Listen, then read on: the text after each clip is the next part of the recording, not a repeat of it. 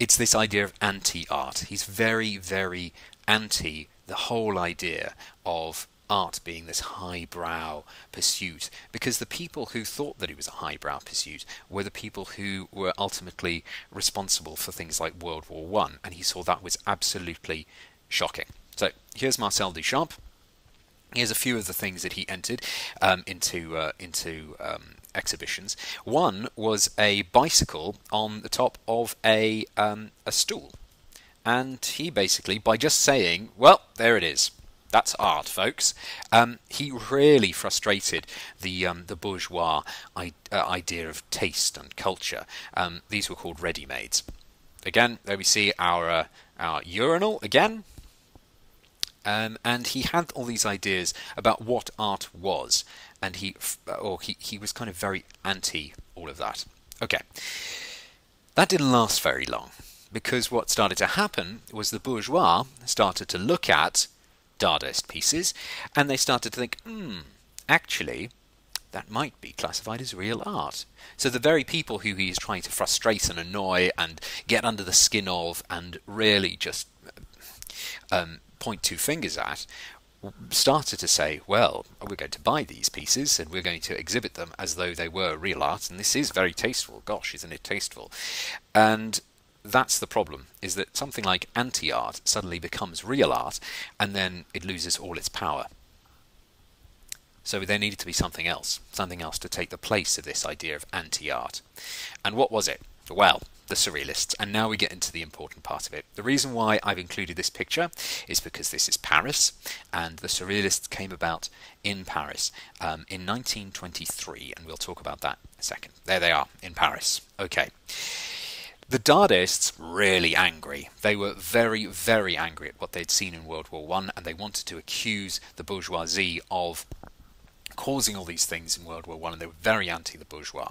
The Surrealists, a little bit less angry, and they came up with an alternative. The problem with the Dadaists was that they really didn't have any alternative. They were basically saying, well, that's wrong, but they didn't say, well, what are we going to replace the world with? If the logic and rationality and engineering and science and the positivist approach to life caused World War One, well, what are we going to replace it with? And the Dadaists didn't really have an answer. They were just very involved with saying, well, that's all wrong. But the Surrealists came up with another idea. They came up with a way of looking at the world that replaced, or they thought replaced, this very positivist, this very logical, rational way of looking at the world. And we'll talk about that. This chap here, we need to know. His name was André Breton, and he was a psychologist, who worked in the trenches, or at least in psychiatric wards, that dealt with the people who came, the soldiers who came back from the war. And he worked with a lot of them. And here's an example of some of the people there coming back from the war, suffering acute mental illness, as we saw in the clip earlier.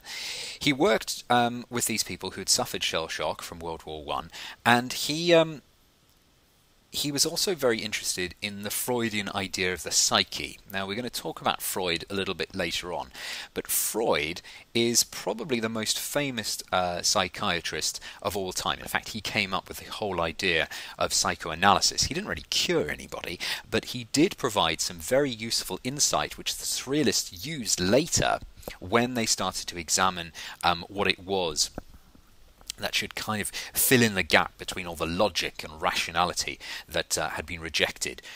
So he's quite an interesting chap, and we're just going to look at him. There he is, Freud smoking his cigar, and what Breton was doing in his psychiatric ward with the ideas of Freud was he started to question the idea of reality itself. So what is this thing called reality? And he started to think, well, perhaps is it actually as objective as we think it is, or is there some subjective elements to it? So he started to look. He actually wasn't that interested in curing these people. He started to think about them actually as being a little bit different. He sees them as being insane, or saw the insane as being prophets or oracles, giving access to the hidden sides of the mind, to the inspiration and imagination that artists also used. Now, This is quite interesting. The idea of artists. What we'll find as we look at the Surrealists is they know that an artist, when they're being very creative, the creativity is just flowing through them. Or at least that's the kind of the perception that's there. They don't have as much control over the rational nature of what's coming forth through them, rather than it just coming from some kind of wellspring in the back of their minds, in the unconscious. And that's something that's very interesting. And Breton noticed that these guys who were coming out of, or were in shell shock, perhaps had access to this darker or more unconscious side of their minds than normal people did who were more rational. And so he started to investigate that. Just here's a quick definition of what Surrealism is, and the difference between that and Dadaism. You should know that Dadaist is supposed to subvert the concept of artistic creativity. Surrealism is more positive. It's about trying to create a new way of seeing things, seeking to fuse the conventional logical view of reality, which is what we see with time, the clock that we see, that Dali melts. That logical view of reality, they wanted to combine with the unconscious, the dream experience, in order to achieve this new thing, this super reality, which they called surreality. Sur meaning over. Yeah? There we go. So this is the idea of reality as it exists as you open up your eyes in the morning and you walk around going to get your cup of tea and toast in the morning. And this, the unconscious, is something that we're not conscious of, but we see elements of it coming through when we are dreaming. Quite surprisingly, possibly when you're on drugs. That's what later people in the 1960s would believe. That kind of thing, with this thing that's deep within your own mind, but you're not conscious of. And what the Surrealists see is it being in the middle.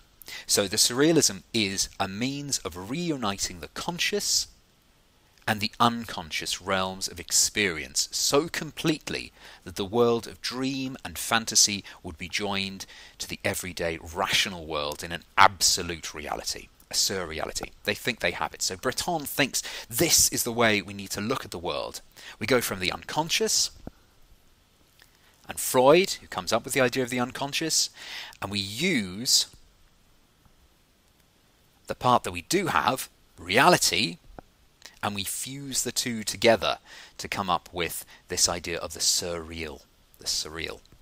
So let's talk a bit about Freud. Freud, very interested in why people do the things they do, and why do they behave the way they do. He is trying to find out why.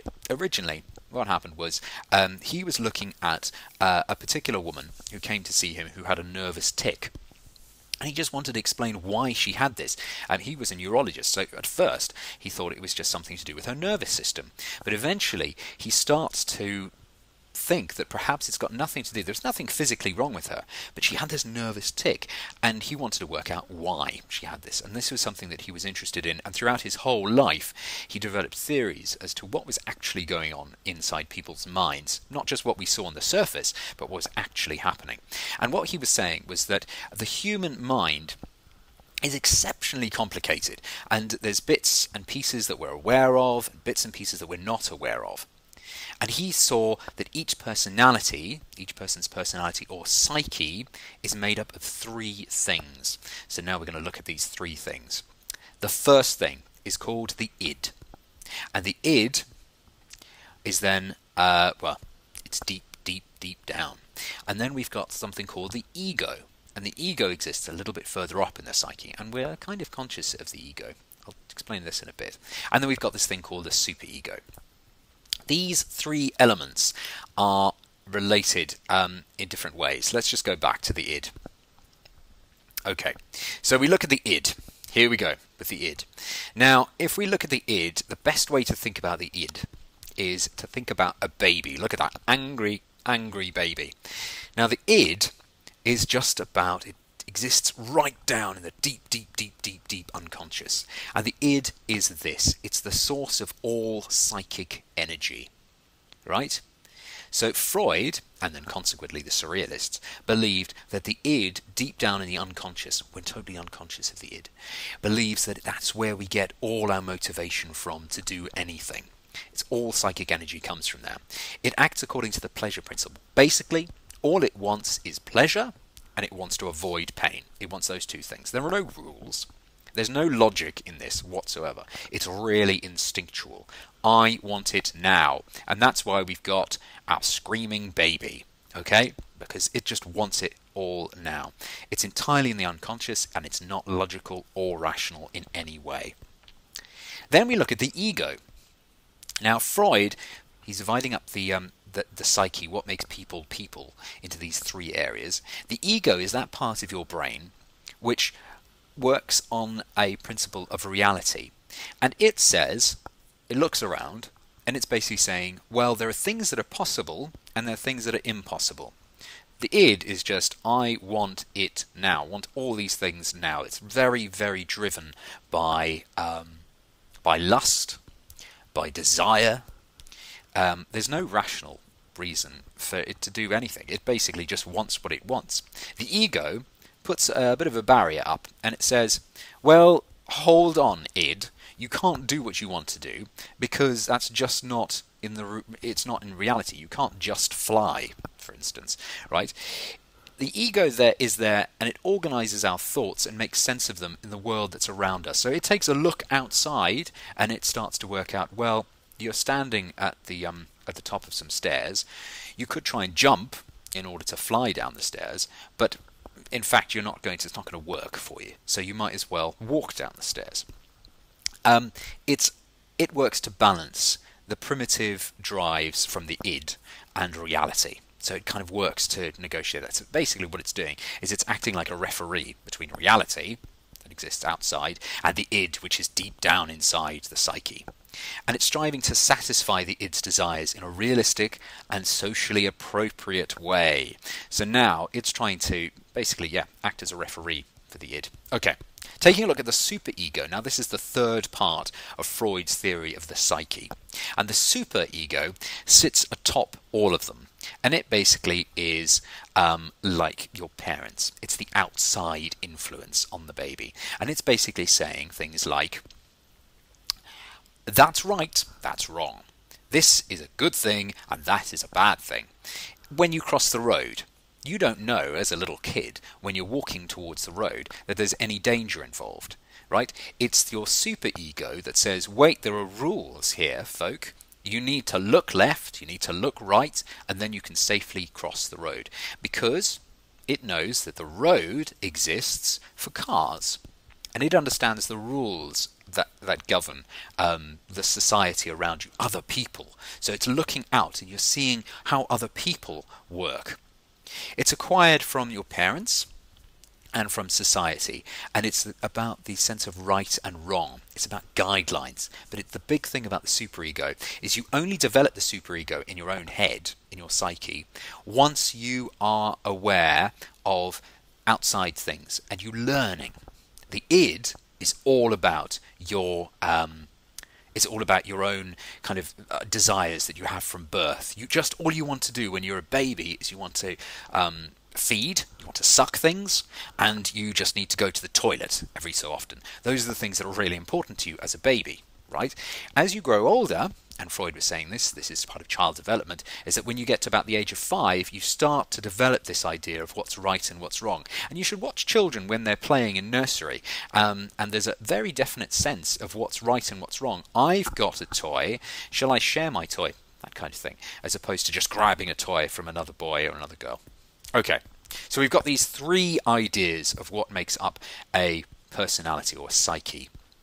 And this is quite an interesting diagram. If you can see here, it's an iceberg, and as we know with icebergs, is about 2/3 of the iceberg is just below the surface, and this is something that relates to the conscious and the unconscious. This bit up here is the conscious. So this is what we are aware of in our day-to-day interactions with other people, in our day-to-day daily life. What actually Freud was saying was that most of the stuff that we that drives us is down here. It's completely unconscious. This stuff down here, the id, is the stuff that's making us do what we want to do. And it's based on the pleasure principle, the primary process, thinking wish fulfillment. What do you want? As you can see, the instincts of eros, basically lust, and then he's got this other concept as well of thantanos, which is basically a death wish as well. So you don't need to know too much about those, but eros and love, it's not really love, it's more lust, is quite a big driver in the id, and we'll see this again when we start to look at Enchant Andalou.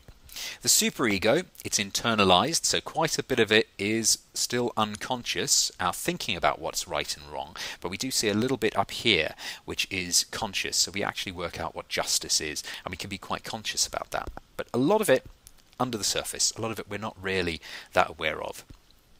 Very interesting. The ego is also there as well, and it's again based on this idea of the reality principle. What is real? What is possible to do? Whereas the id, sinking down below, doesn't really care about any of that. It just wants what it wants now. Okay?